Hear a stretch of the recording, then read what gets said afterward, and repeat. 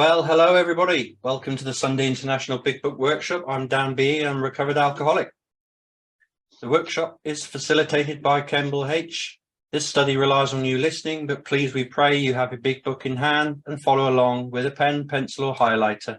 Make any notes if you need to and pause, write any questions down and we'll take them at the end of the meeting. We will keep everybody muted during the workshop except for the facilitators. Any inappropriate behaviour will not be tolerated and you will be removed by one of the co-hosts. This meeting has been recorded, but the audio portion only is being recorded and only of the facilitators. The recording will be shut down at the end of the workshop before taking any questions in order to preserve your anonymity. Have a great meeting, and how we start here is with the step 3 prayer found on page 63. Please join me. God, I offer myself to thee, to build with me and to do with me as thou wilt. Relieve me of the bondage of self, that I may better do thy will. Take away my difficulties, that victory over them may bear witness to those I would help of thy power, thy love, and thy way of life. May I do thy will always. God bless everybody, and over to you, Kemble. Thank you. Okay, thank you, Brother Dan. Happy Sunday, everybody. I'm Kemble. I'm a recovered alcoholic. Welcome to the Sunday Keystone International Big Book Workshop. All right, and God bless everybody. Thanks for being here. It's truly a blessing to be here today and to be alive and to be sober. So last week, we talked about work. Well, we was in working with others. So today I want to finish doing working with others.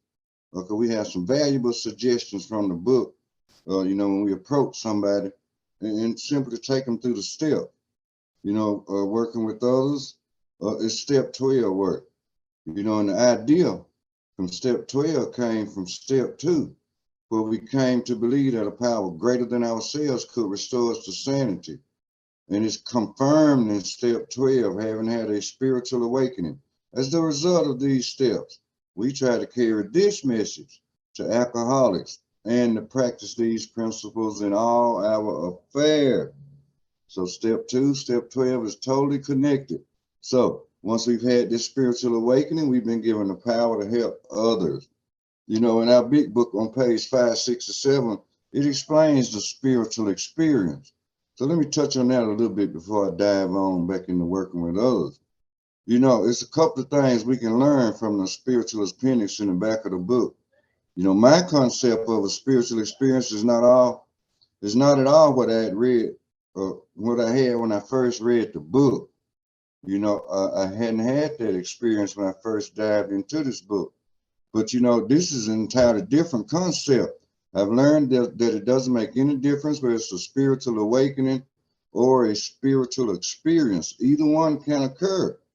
But the result is, it solves our alcohol problem. That's a solution for our alcohol problem. Vital spiritual experience. And anyway, one is slow and one is fast. Mine actually developed over a period of years, because I was in this fellowship for years, but I wasn't in the program. When I entered the program, it basically happened really fast. So, and that was a great thing. But anyway, the thing about it, one thing that we will have to be achieved would be we tapped into an unsuspected inner resource of strength, which I identify as a power greater than human power, or a power greater than ourselves, or you can say God as I understand him. So this is a key statement that we need, because later on we're going to look at this unsuspected inner resource of strength. So one key word back in the spiritual experience is change. Bill, during the writing of the big book, right, all throughout the big book, he repeats himself over and over. So sometimes he uses different words over and over, but it's to explain the exact same thing. So, but change. So in the top of the spiritual experience, in the first paragraph, Bill talks about a personality change sufficient to bring about recovery from alcoholism. And then these personality changes on that page, it talks about in the nature of sudden and spectacular upheavals And upheaval is a change. So in the third paragraph, he talks about this revolutionary change, revolutionary changes. To revolutionize is to change something entirely. Here he also talks about an immediate and overwhelming God consciousness. I can relate that in my experience. I always had some consciousness of God, but I was still relying on self. And of course, until I took the steps, the 12 steps of Alcoholics Anonymous. Then I was showed where this power was and how I could connect to this power. And boom, it changed everything. It changed my whole way of living, my whole way of thinking. Just, it's a beautiful thing to be God conscious. I just put it that way. Because he stays on my mind 24 hours a day. Because I remember the days I thought that I was God running the whole show. But shoot, all I did was end up drunk and in conflict with myself and in conflict with other people. So this vital spiritual experience that Bill talks about is simply to change our personality. And it's a great thing. So today in working with others, Brother Dan, we left off on page 91. And if you would, I'd like you to read the paragraph where it says, see your man alone, if possible. Yeah, of course. Second paragraph on page 91, everybody. See your man alone, if possible. At first engage in general conversation. After a while, turn the talk to some phase of drinking. Tell him enough about your drinking habits, symptoms, and experiences to encourage him to speak of himself. If he wishes to talk, let him do so. You will thus get a better idea of how you ought to proceed. If he is non-communicative, give him a sketch of your drinking career up to the time you quit, but say nothing for the moment of how that was accomplished. If he is in a serious mood, dwell on the troubles liquor has caused you, being careful not to moralize or lecture. If his mood is light, tell him humorous stories of your escapades. Get him to tell some of his. Okay, thank you, Brother Dan. Cool. A couple of suggestions in this paragraph. It mentions tell him enough about your drinking habits, symptoms, and experiences to encourage him to speak of himself. So start, when we first reach out to help others, we start with a general conversation. And then we show up the people that we're helping, how we experience the same feelings and behavior as they did.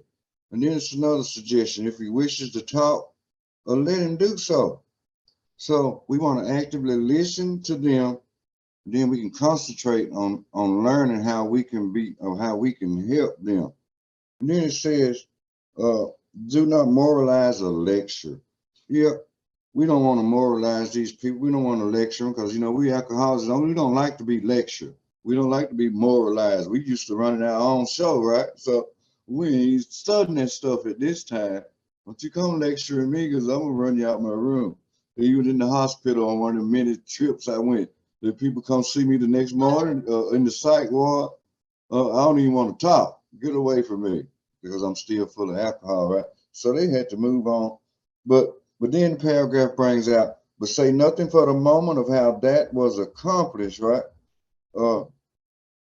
Here we want to discuss the problem. We know we alcoholics, we suffer from a malady of the mind. See, the problem of the alcoholic centers in the mind rather than his body.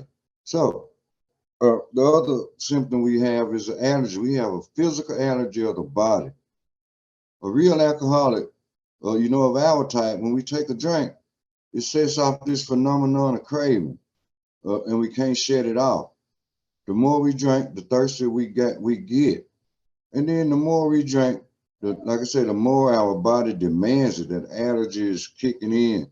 And once that allergy kick in, there's no limit to how much we might drink. There's definitely no limit to how we're going to act. I can relate to that. I got to where I was drinking so much trying to feed this allergy. My brain just went crazy. And then I get acting crazy. I go to jail. I have conflicts with everybody I seen. I used to just cuss people out for the heck of it. Instead of speaking to them, I just look at them crazy and cuss them out. But you know, I didn't know I had this allergy for many years. because it simply wasn't explained to me, just being in the fellowship. Now, fellowship is great. It depends on the type of fellowship you have. But thank God for the Keystone Group. We have a solid rock foundation, a beautiful fellowship. See, our fellowship based on the big book and not nobody's opinions. And then when I commenced to take the 12 steps, and when I joined this group, it solved my alcohol problem. So then again, the bottom paragraph, it mentions, when he sees you know all about the drinking game, commence to describe yourself as an alcoholic. Yes. Tell him how frustrated you was when you found out you was a real alcoholic. See, I spent many years, I ain't no alcoholic, but everybody was calling me an alcoholic. So something was going on, wasn't it? I know my consequences were piled up as high as the Empire State Building. I still didn't think I was an alcoholic. I always said I could stop when I got ready. But the lie detector determined, man, that's a lie. You can't stop. If they'd have put me in front of a firing squad with $1 million on one side and a bottle of whiskey on the other side, and they said, if you take the $1 million, you can walk away. If you take the drink, we're going to shoot you. Me, I'd have took the drink. You know, that's just how alcoholic that I am. That's just the bottom line. I'd have took that drink over the $1 million. It's just, that's how baffled we are with alcoholism. That's just the bottom line. Man, we've been there was one we wish to stop, and then we can't stop. That's when we have a problem. So top of page 92, it says, tell them how baffled you were, right? How you finally learned that you were sick. So we learned the grave nature of our alcoholism way back starting in the doctor's opinion. And then we went through the There's a Solution, and then the more about alcoholism. That's where it explains, in the doctor's opinion, about this allergy we have. It touches on the malady a little bit, but from page 23 to 44 or 43, it discusses this malady in full. And then it gives us some great examples of the malady. You know, we got my man Jim, we got my man Fred, we got the man of 30, and then we got the jaywalker, which the jaywalker was not associated with alcoholism, but it's just how we acted. You know, an alcoholic like me, I played Russian roulette with my life, so that's just as worse as jaywalking. I never knew when I took that drink whether I was going to survive or not. That's playing with my darn life, because I ain't know who I was going to piss off, I ain't know who I was going to hurt, and I didn't know when I was going to get hurt. So, you know, whoa. So it says, tell them how baffled you were. It's the baffling feature of alcoholism is the utter inability to leave it alone. So, and that's how we were. And then it said, a suggestion I have, it says reread more about alcoholism. Like I said, it's a powerful chapter. And then we can use the same approach to help, you know, the person that we are helping. And then the book brings out, if he is alcoholic, he will understand you at once. Yes, we're focusing on the problem right now, but then we'll turn our thing to the solution, and then we present them with the course of action. That's what Ebby did to Bill. Bill learned about the great nature from Dr. Silkworth, but when Ebby came to his house, he simply presented him a solution and the course of action, because Bill knew already what the problem was. He laid out this course of action for Bill. And then, you know, they come from the Oxford Group. Oxford Group had tenets, like 6 tenets. So we had like 6 steps in the beginning, but Bill later incorporated them into 12, which became a great thing. So then he talks about he will match your mental inconsistencies with some of his own. You know, once we explain them how baffled we were, then we can explain to them that, you know, we alcoholics, we have lost the power of choice whether we are drink or not. And, you know, without an entire psychic change, there's very little hope of our recovery. And if your man think he can do the job alone, pray for him. Because if you're alcoholic as I was, it took a whole lot of prayer, but it took God to solve my alcohol problem. No human power could do it. So then, if you will, on 92, you can pick up on if you are satisfied. Yeah, cool. If you are satisfied that he is a real alcoholic, begin to dwell on the hopeless feature of the malady. Show him from your own experience how the queer mental condition surrounding that first drink prevents normal functioning of the willpower. Don't, at this stage, refer to this book unless he has seen it and wishes to discuss it. And be careful not to brand him as an alcoholic. Let him draw his own conclusion. If he sticks to the idea that he can still control his drinking, tell him that possibly he can, if he is not too alcoholic. But insist that if he is severely afflicted, there may be little chance he can recover by himself. Okay, thank you, my brother. Cool. Okay. Begin to dwell on the hopeless feature of the malady. So explain to the new person, a willpower is not enough, self-knowledge is not enough, and fear. We can explain to them how that failed to solve our problem. You know, Bill Wilson went through all of these in his story. You know, he thought he had mustered up enough willpower to stop him from drinking, but as real alcoholics, we know from personal experience, willpower is never good enough. And then no matter how much we know in this book, self-knowledge, you know, Bill said for a few months, the goose hung high. That was the answer, self-knowledge. But then he turned around and drank again, so that didn't work either. Another incident, Bill had fear sobered him for a bit when he come out the hospital. Notice the word for a bit. So he was just in between drinks. So we know fear not enough to solve our problem either.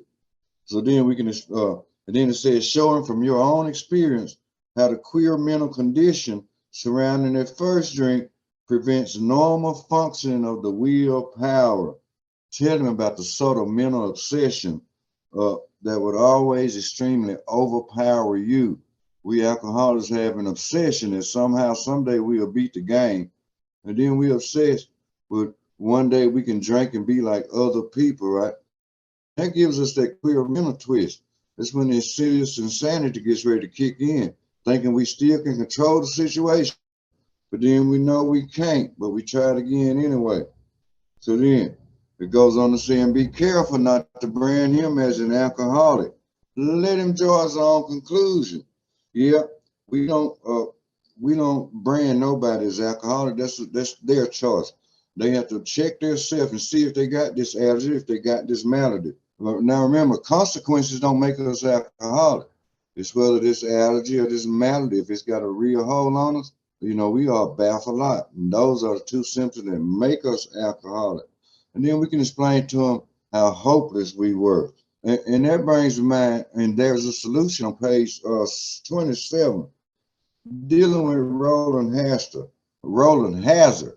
So the doctor said you had a mind of a chronic alcoholic. I have never seen one single case recover where that state of mind existed to the extent that it does in you. Our friend felt as though the gates of hell had closed on him with a clang, boom. So he said to the doctor, is there no exception? Yes, replied the doctor, there is. The exceptions to cases such as yours have been occurring since early times. Here and there, once in a while, alcoholics have had what are called vital spiritual experiences, no doubt. And then it goes on to mention on the same page, 27, ideas, emotions, and attitudes which were once the guiding forces of the lives of these men are suddenly cast to one side, and a completely new set of conceptions and motives begin to dominate them. A whole new way of thinking. But they have to realize what's going on with them. And then we can explain to them, but insist that if he is severely affected, there may be little chance he can recover by himself. Tell them if their problem is severe enough, say such as if their problem is as severe as mine, recovery may be impossible without any help.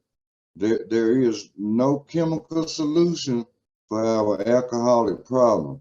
It's simply going to take something greater than us. The power that I choose, I call him God, because it was impossible for me to get sober, but without God, I couldn't do it myself. There's no doubt about it. So I'm going to go to the next paragraph. But where it says, if you are satisfied, wait a minute, no, I don't continue to speak of alcoholism. That's where we at. Yeah. So continue to speak of alcoholism as an illness, a fatal malady. Explain how the problem is a desperate condition that damages every part of life. No doubt about it. You know, alcohol affects every organ in our body. The more we drink, it damages our organs. And then explain that many people who are doomed, who never realize their predicament. So to explain that many people who never realize it, they don't know how desperate their condition is. But at some point, they will maybe come to a point of desperation. Bill had that experience of desperation as well.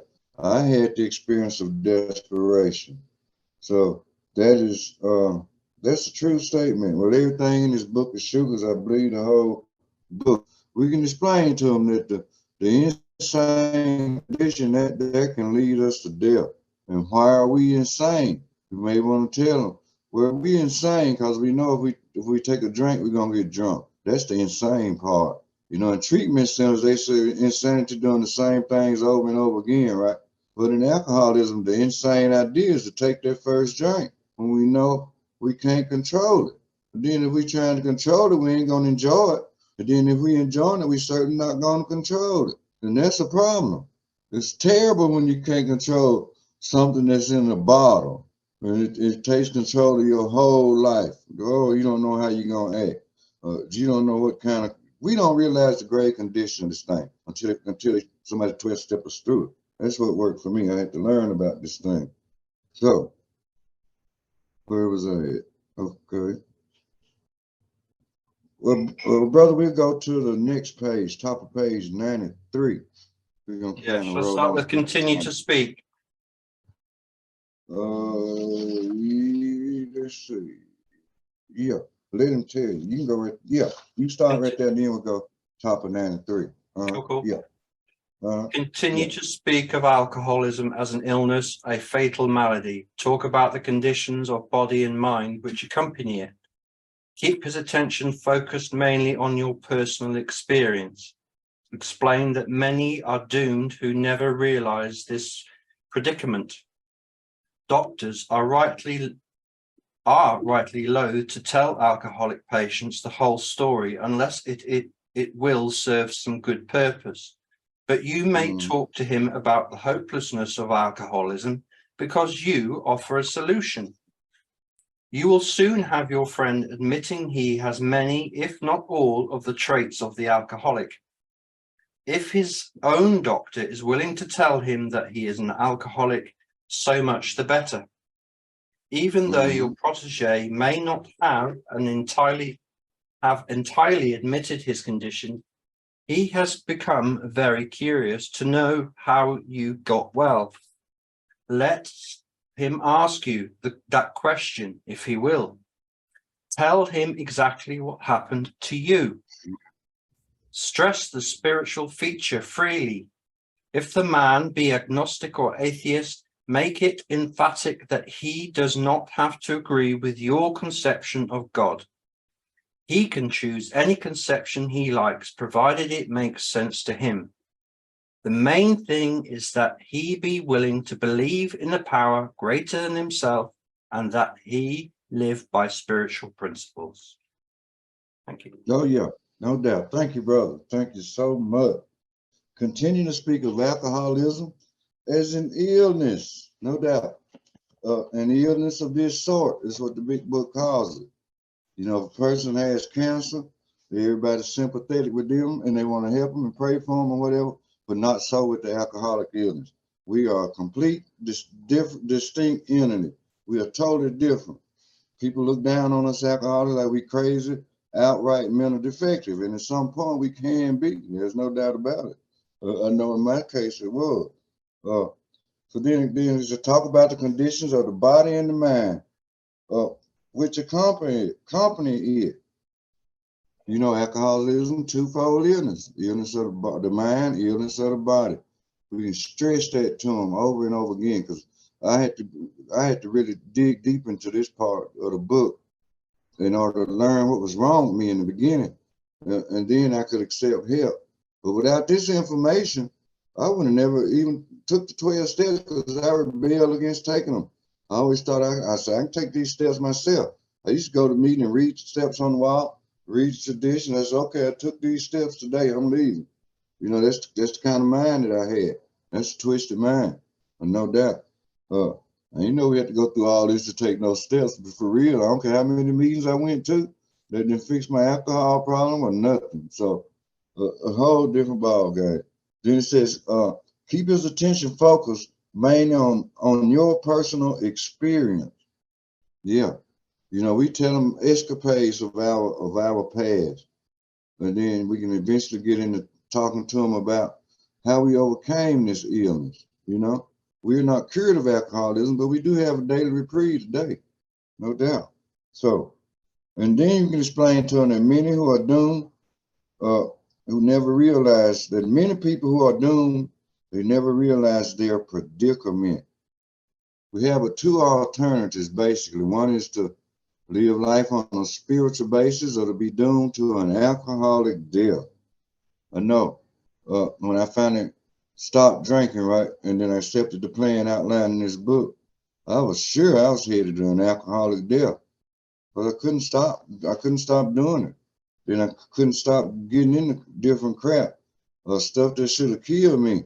But you know, God reached down and gave me this program, and it solved my alcohol problem. I probably wouldn't be here today if I'd have continued on the path that I was. And everybody wanted to kill me, everybody. So I mean, that's just how it is, the way I hurt people. Yeah, I'd want to kill myself too. If I'd have treated, if I'd have treated myself like I treated other people, So I can understand, I can relate. So then, you say you may talk to him about the hopelessness of alcoholism before you offer a solution. Yeah, we're stressing the hopeless part now. So we go through the hopeless condition, and that's rooted, like I said, back in the doctor's opinion. That's a great place right there to touch home so we can see how hopeless we are. And it gives us some examples. So then, top of page 93, right? It says, what we're talking about, tell them exactly what happened to you. Stress the spiritual feature. So we simply tell them the truth about ourselves. We do not have to exaggerate or tell war stories, as I used to hear in meetings. People instead of getting up there sharing about the solution, they always wanted to share their war stories for a whole 55 minutes. They want to do a war story. And they ain't told me not one step yet. And I kept drinking, going to these kind of meetings. But they ain't show me no solution, right? So it didn't say stress the spiritual feature. So we can speak openly about the spiritual nature of the solution.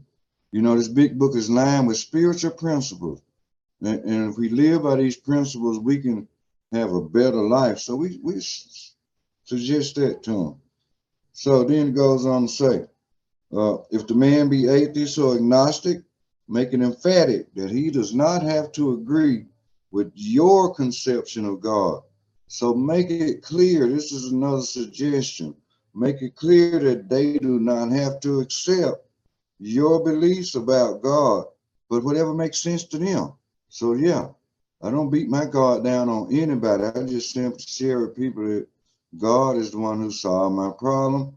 You can choose whatever you want to believe in, but I know who I believe in. So, and it's open freely to them to believe as they wish. So we don't hammer nobody in the head. Well, you better believe in my God or else you're going to die, right? I done heard this in the fellowship before. People just telling me I got to believe in what they believe in. But it's not so. It's not what this program is about.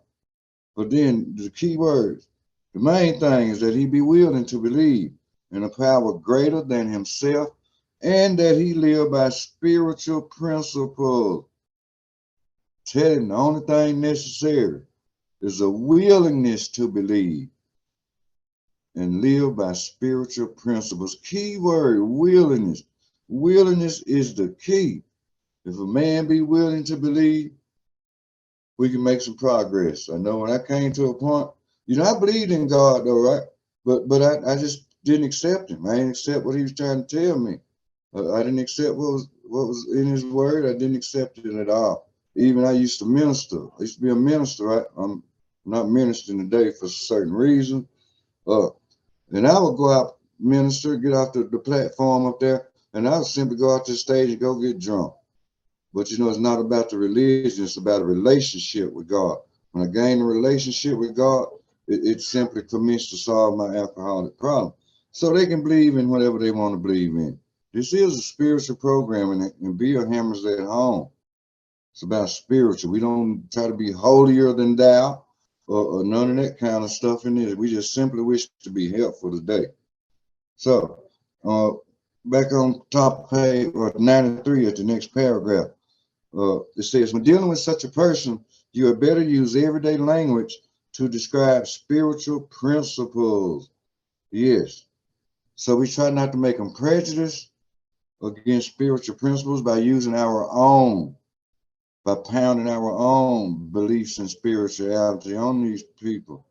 They can simply find their own. I mean, there are many paths to spirituality. As a matter of fact, I got a pamphlet here from AA about that very topic. But yeah, they don't have to take the same path that we took on our spiritual journey. But we do suggest to live by these spiritual principles that we learn in this book, because the book does say all that was left for us to do was pick up these kit of simple spiritual tools, and so we can roll. But being willing, I love to talk about willingness. If we can become willing to believe in something, especially something greater than ourselves, then we can make progress. So there's no use in arousing any prejudice he may have against certain theological terms and conceptions about which he already might be confused about. So we don't raise such issues no matter what our own convictions are. Okay, so Brother Dan, the last big paragraph on 93, and then we'll roll on. Yeah, cool.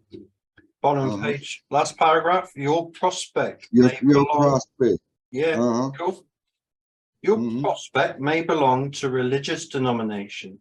His religious education and training may be far superior to yours. In that case, he is going to wonder how you can add anything to what he already knows. But he will be curious to learn why his own convictions have not worked and why yours seem to work so well. He may be an example of the truth that faith alone is insufficient. To be vital, faith must be accompanied by self-sacrifice and unselfish constructive action. Let him see that you are not there to instruct him in religion. Admit that he probably knows more about it than you do, but call to his attention the fact that however deep his faith and knowledge, he could not have applied it or he would not drink. Perhaps your story will help him see where he has failed to practice the very precepts he knows so well. We represent no particular faith or denomination. We are dealing only with general principles common to most denominations. Okay, thank you, my brother. No doubt. So, when it says your prospect may belong to a religious denomination, right? What we do, we respect their beliefs. And we can also admit to them that, well, you may be more knowledgeable than I am on this very topic. So then it comes down and says he may be an example of the truth that faith alone is insufficient. To be vital, faith must be accompanied by self-sacrifice and unselfish, constructive action. So we can explain that, you know, my own beliefs before, it was ineffective. It did no good. Not my own crazy belief. But see, I had to be willing to believe in a power greater than myself. I always had a belief in myself, and that's the problem right there alone. That's the biggest problem we have is alcoholic.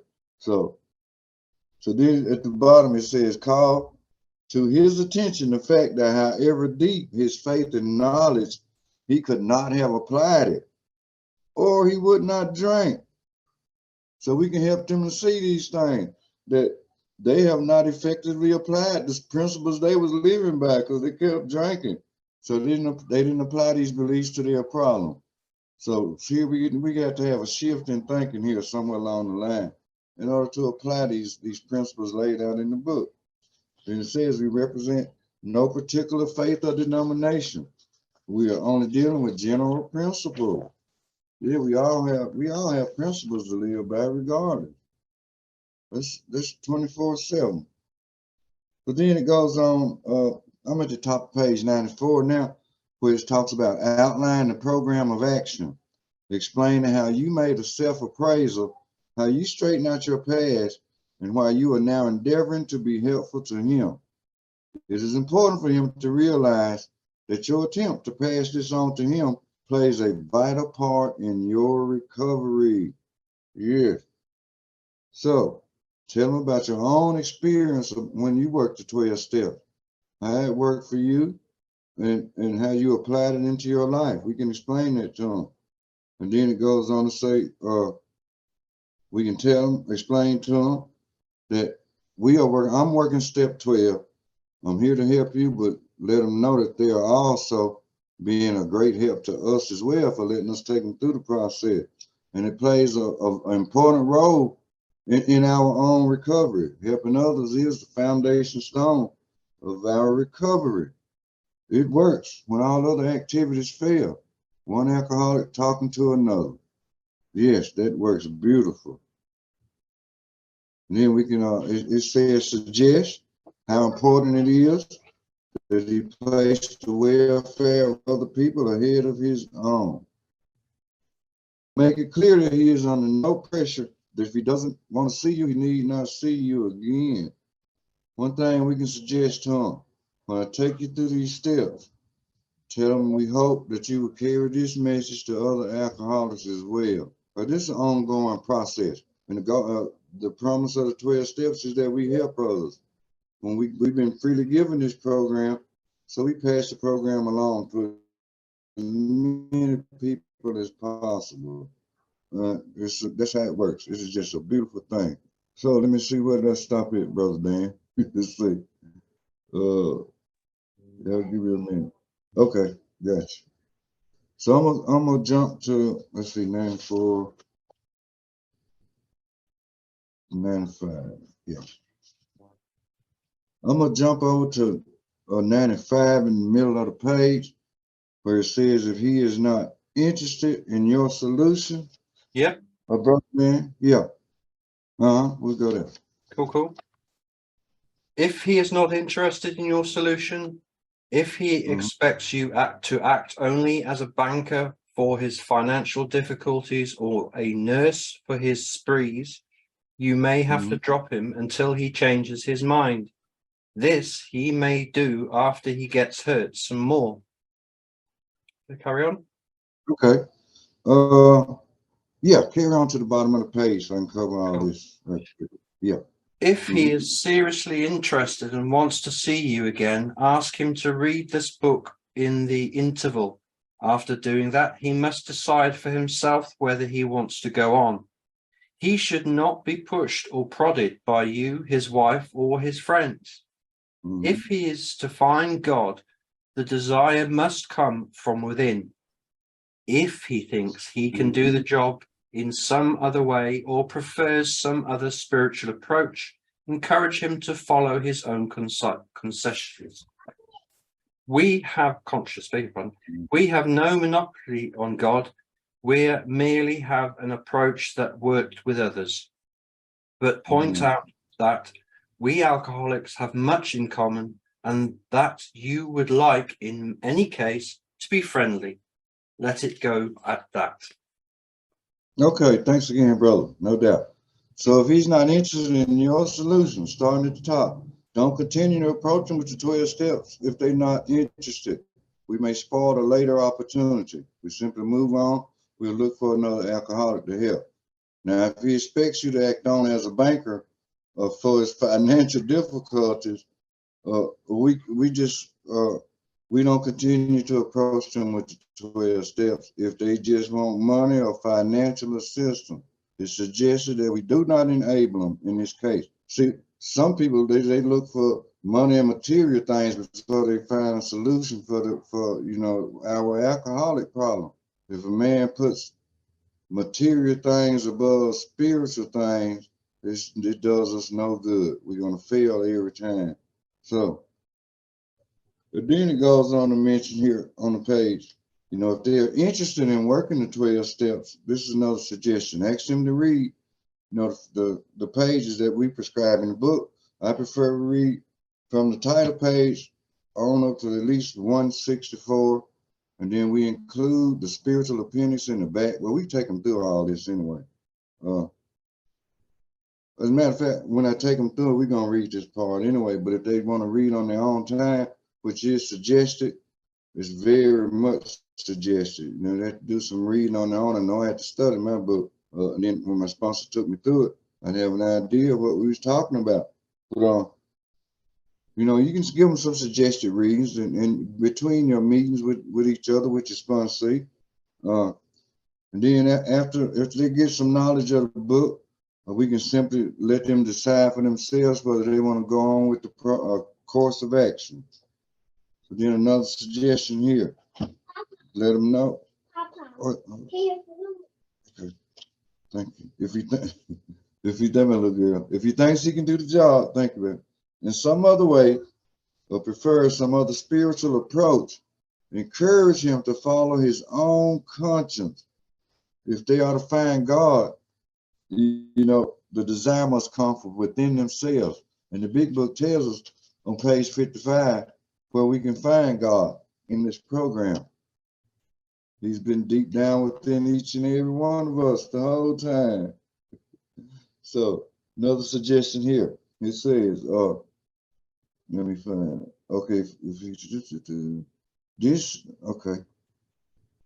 If they think they have a better way to solve their problem, encourage them to pursue it. Another suggestion, point out that the people with the same problems have a lot in common. We alcoholics, we have a lot of things in common. Well, first of all, we have a common problem.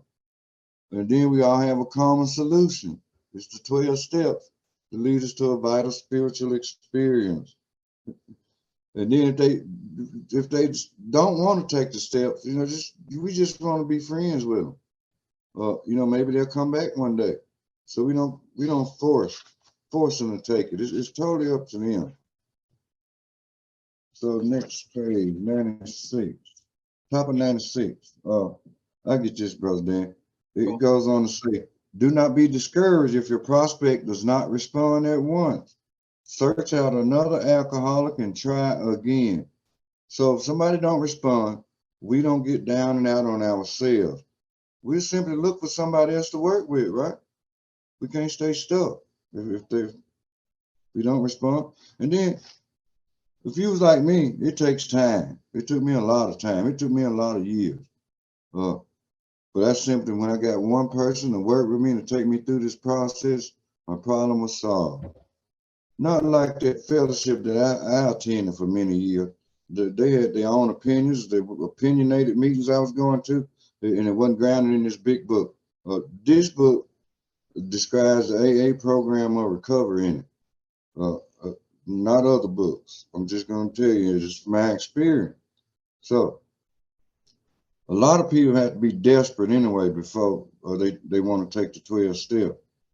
So when search for another alcoholic, we are sure to find someone desperate enough to accept with eagerness what we have to offer. We have a solution today. Yes, and we want to present this solution to the still suffering alcoholic. We want to be friendly. We want to be helpful. We want you to have this experience that we have today. No doubt about it. So, still on page 96, it says, if you leave such a person alone, he may soon become convinced that he cannot recover by himself. So, if we happen to leave an unwilling person alone, we may convince them then that they may need help. Yeah, if they're not willing, they're not showing us that they want help. So maybe we leave them alone for a minute. They'd be like, boy, God, he was right. I do need some help. Yeah. But then it goes on to tell us one of our fellowship failed entirely with his first half a dozen prospects. He often says that if he had continued to work on them, he might have deprived many others who have since recovered of their chance. No doubt. The key is we don't give up. We can have prospects failing us for years, but we continue to try. And if we can get one success, that is, man, one success is worth many failures, because your success, the success that we can have, will also carry the message of the 12 steps to even more others. And that's the beautiful thing. I love this AA program of recovery. Love the message that it presents. Then the next paragraph where it says, suppose you're now making your second visit to a man, but I want to go in the same paragraph where it says, let him know you are available if he wishes to make a decision and to tell his story, but do not insist upon it if he prefers to consult someone else. So we simply offer them help with the 12 steps, but we don't insist that they take them. We can allow them to choose whoever they want to help them. So, everybody is not for everybody when it comes to taking them through the steps. So don't be upset if you can actually ask them, well, if you feel like you'd be better off with somebody working with you. I mean, it's okay. It's okay with me.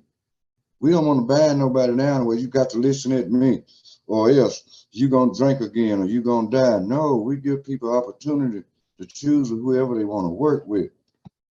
No doubt. Yeah.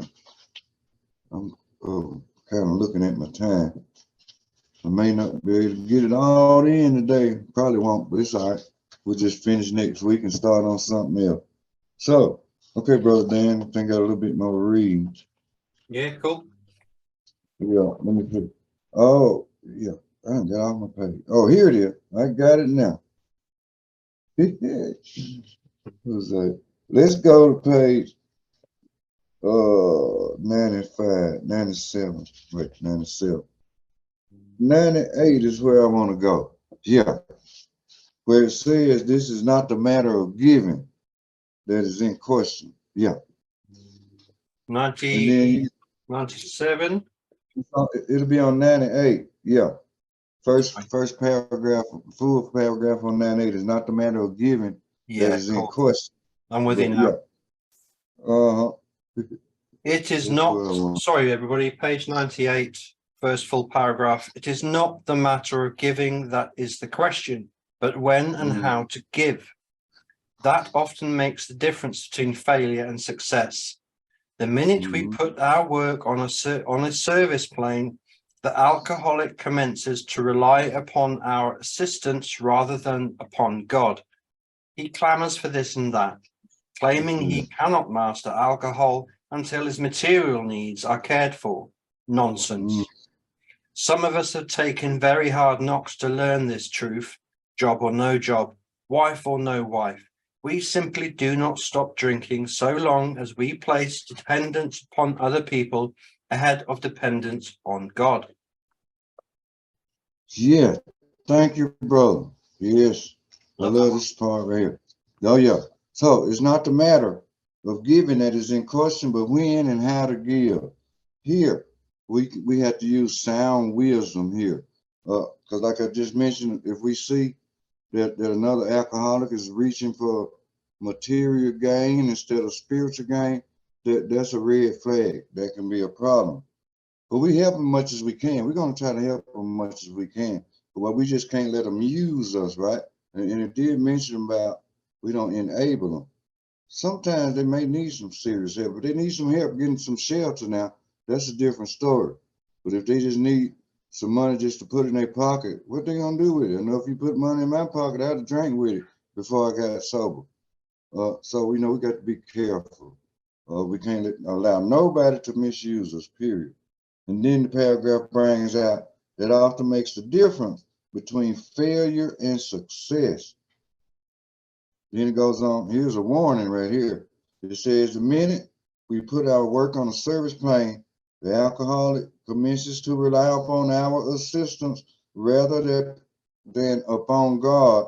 He clamors for this or that, claiming he cannot master alcohol until his material needs are cared for. Nonsense. Yeah, we alcoholics some good liars. We can tell people this. We got to have this in order to get sober. We got to have that in order to get sober. No, all we need to get sober is the willingness, the honesty, and the open-mindedness to let somebody take us through the 12 steps.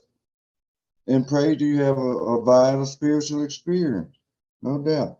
So we cannot allow these people to depend on us. We have to hammer that home to people, right? Tell them your recovery depends on God and not on me. You rely on God first, then the other things will fall in. And this is practiced in step 11. Step 11 covers, 24 hours a day. But we got conscious contact with God now, right? And we done become to a state of God consciousness. So now there's no fear in approaching God to help him with any problems that we may have come up in life, whether it be money problems, fear problems, depression problems, and all of that good stuff. Because in step 10, read, it says when these things crop up, meaning different things crop up in our life, because it says when they crop up, meaning you will have things crop up on a daily basis. So we simply ask God to remove them at once. So, and that helps. I know my relationship with God, I'm just going to tell you, I talk to him all the time. I talk to him more than any human being in this world, because I have plenty of time to talk to him and live trying to do the best I can to do his will for me and not my own will. So it says some of us have taken very hard knocks to learn this truth. Job or no job, wife or no wife, we simply do not stop drinking so long as we place dependence upon other people ahead of the dependence upon God. Yes, it's God first today instead of self first. Y'all remember that selfishness and self-centeredness we had? It was all about me, me, me, me. But today it's about God, God, God, God, and helping others. That's simply put others ahead of me today. But my needs gonna be taken care of. God gonna take care of my needs anyway. So I just want to make other people take care of what I need to take care of with them. But it's always the focus is on God first. One more line. Burn the idea of consciousness of every man that he can get well regardless of anyone. The only condition is that he trusts in God and clean house. We trust in God by when we do the first 3 steps, we develop some kind of trust. Clean house, step 4 through 9. Rely upon God. Spiritual growth, steps 10, 11, and 12. God is the answer to all our problems today. So thanks, Brother Dan, for assisting. Thank everybody for being here. I hope somebody got something out of it. Just have a blessed Sunday, everyone. Thanks for being here for me. Y'all help me stay sober by, being here. So, hey, thank God for that. Okay, Brother Dan. Excellent. Thank you very much.